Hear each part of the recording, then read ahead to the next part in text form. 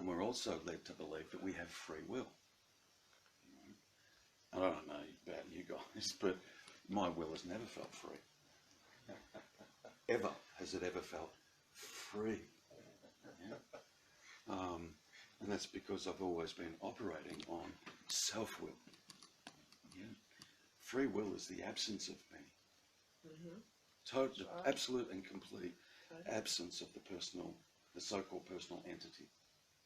Then, if you like, if we're going to be using the word God, that's God's will. God's will is free will. Yeah, my will is self-will, and it never works. It never works because there is only God's will. And the reason that we get into trouble as human beings is because we believe we have free will, which is actually self-will, but we believe that we have free will, and when things aren't going the way that we believe they should be going, we exert ourselves, or we try harder to make things go the way we want them to go. Because after all, I've been told I have free will. But when you actually look at it, we have zero zip nada free will as the personal entity. We can't make anything happen. Can't do anything, can't make anything happen. Yeah? And we attribute that personal self to be able to do, create, see, be aware, know. It knows nothing. It is nothing. So it knows nothing, and it can literally do nothing. And it can't see anything. I'm talking about the personal me. It can't see, it can't hear, it can't taste, touch, smell at all. Why? Because there's not one there. That's right. There's literally not one there. There's a believed in persona here. There's a believed in me here. And when you actually go looking for that, like really go looking for that, you discover there's actually not. And all that's been going on our whole life is we have a belief in a me. There's a belief in a me that is present. When you are asking the question, Wendy, you know, like, what do we do? Like, what are some of the little pointers that we can use or recall when we fall in and out, if you like, of being aware one moment and not the next, you know? And yet there's certain little things that can get thrown at you. But the real question is, who is it that still believes it's falling in and out? And that has to be investigated. Until that is investigated, there's an assumption that there's a me here that still has to practice certain things or recall certain pointers to fall back into presence.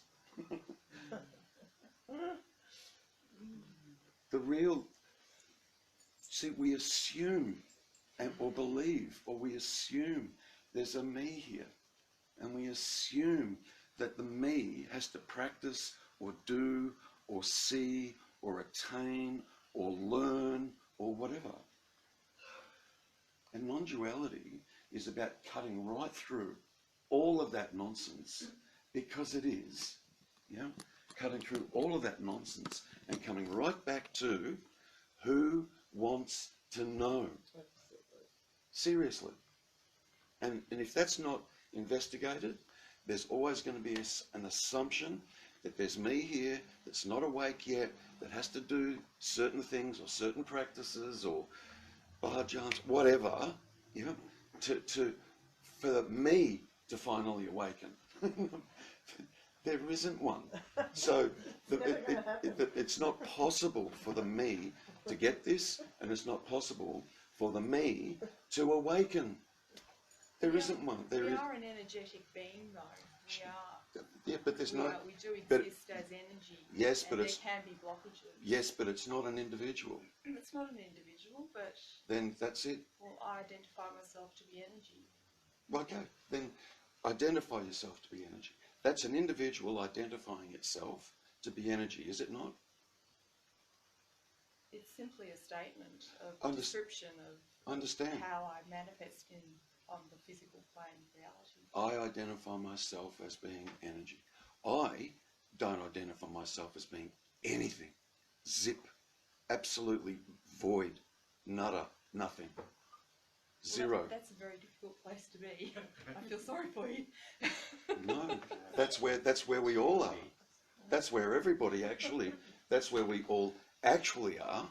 But there's a belief that I'm an isolated individual, me sitting here, that's either experiencing energy or not experiencing energy, or getting this or not getting it, and so on and so forth. There is not a single individual sitting in this room.